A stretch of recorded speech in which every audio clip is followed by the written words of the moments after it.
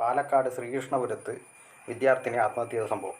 8ാം class വിദ്യാർത്ഥിനീനെ ഒരു division ബേസിൽ mark കുറഞ്ഞ ഇതിലേക്ക് മാറ്റിയിട്ട് ഏറ്റവും പിറകോട്ട്, അതായത് ABCDEFG അങ്ങനെ വരുന്ന ഡിവിഷൻ അറിയാമല്ലോ നിങ്ങൾക്ക്. എന്താ വെച്ചാൽ പഠിക്കാത്തവർക്ക് വേറെ തന്നെ ഒരു ഡിവിഷൻ ആക്കിയിട്ട്, ഒട്ടും പഠിക്കാത്തവർക്ക് പഠിക്കുന്നവർ ഏറ്റവും ടോപ്പ് ലെവൽ, പിന്നെയെന്ന് പറഞ്ഞാൽ മീഡിയം ലെവൽ എന്നൊക്കെ പറഞ്ഞിട്ട് ABCDEF.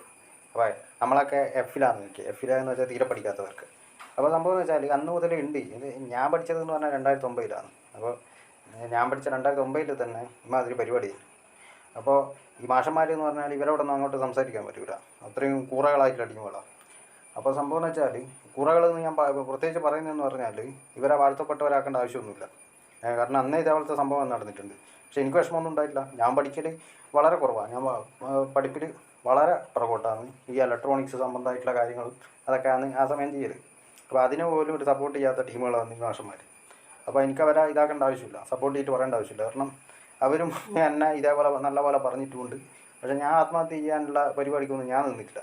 കാരണം വെച്ചാൽ ഇവരെ എന്തെങ്കിലും ആയിട്ട് കാണേണ്ട ആവശ്യം വരുമല്ലോ. അപ്പോൾ സംഭവം എന്ന് വെച്ചാൽ ഇവിടെയും ഇതേപോലെയുള്ള കൂതറ പരിപാടി നടക്കുന്നുണ്ട്.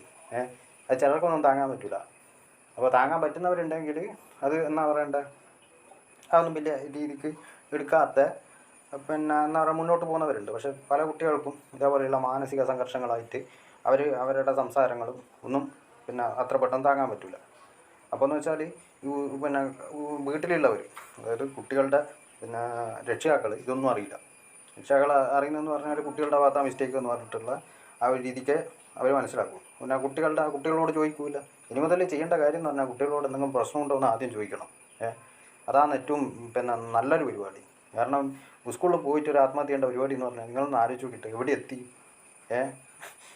ഈ വരട്ടിയ മാഷന്മാരെന്നൊക്കെ പറഞ്ഞാൽ ഒരു കൂസലും ഇല്ലാണ്ട് നടക്കും. അവരെ പേരിലൊരു കേസും വരില്ല.